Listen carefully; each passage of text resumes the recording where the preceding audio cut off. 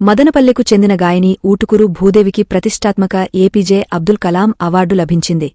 తిరుపతిలోని international Delhi public స్కూల్లో సంకల్ప సేవా సమితి ఆధ్వర్యంలో జరిగిన అభినందన సభలో ఈ అవార్డును ప్రదానం చేశారు. తెలుగు భాష ఔన్నత్యాన్ని ప్రపంచానికి చాటి చెప్పేలా ప్రపంచ తెలుగు మహాసభల్లో తన గానంతో ప్రేక్షకులను ఆకట్టుకున్న భూదేవిని ఈ అవార్డుకు ఎంపిక చేశారు.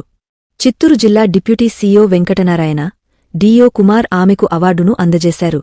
ఈ సందర్భంగా భూదేవి మాట్లాడుతూ, ఈ అవార్డు తన బాధ్యతను మరింత పెంచిందని, భవిష్యత్తులో తన గానంతో మదనపల్లె కీర్తిని మరింత పెంచుతానని తెలిపారు.